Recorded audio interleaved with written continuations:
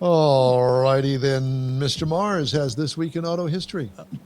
Yes, sir. Found a few things this week that I thought I didn't mean to catch you off guard. Yeah, he did caught I? me off guard. Did I catch you off guard, Mike? Not me. I was kind of watching Jeff, waiting to make sure he was ready. Listen, I'm hanging on with my fingernails. Okay, go, here. Michael. Okay. Gotcha, buddy. So this week in automotive history, in 1896, the first automobile accident was reported. Now, this is just basically the earliest one. Of course, it was in New York when a motor car struck a bicyclist. It just started the whole world as that we know now. Then in 1899, Fiat, everybody's favorite, is founded in Italy. Now, it's in Turin, Italy. It grew into one of Europe's most influential automakers because it produced everything from tiny city cars to race-winning machines. And, of course, it ended up being bought up through Stellantis, through mergers and everything, and that's how we ended up with Fiat in America. In 1904, and I did not know this, Henry Ford becomes president of the Ford Motor Company. I just assumed he was president whenever he created it and started it. But That picture was taken before the dementia set in. Tremors. if you look at the eyes, but anyway, so he had a vision for affordable transportation, which focused on efficiency, durability, and mass production.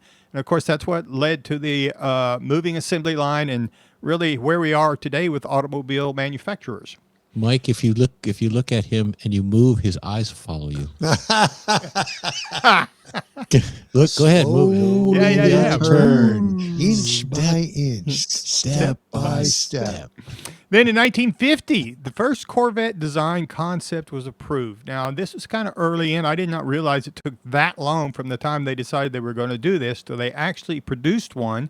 Of course, it was inspired by European sports cars, and it brought the American performance in. And let's not forget, this is the first fiberglass car built in America, too.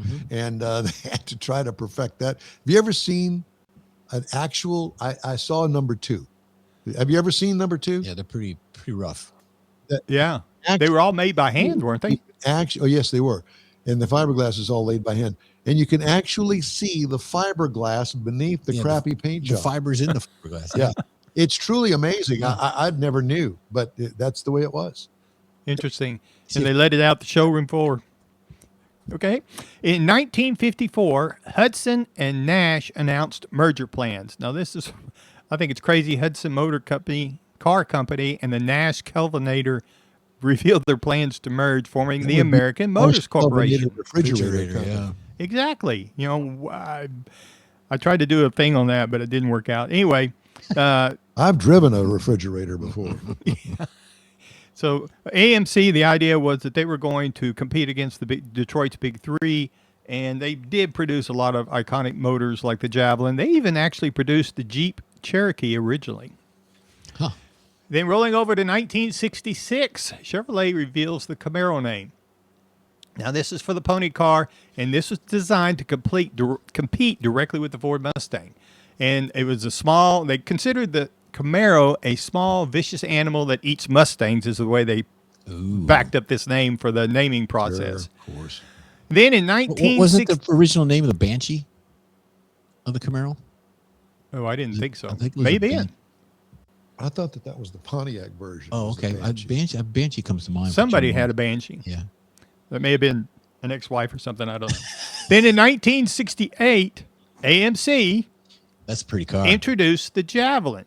Now, this, again, was to compete in the pony car market against the Mustang and the Camaro by this time. But they did find a lot of success in the Trans Am Racing Series and among road enthusiasts out on the road because it really had some nice performance and some really nice look on it.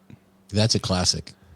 Then in 1992, this started it. The Lexus SC Coupe debuts at the Detroit Auto Show.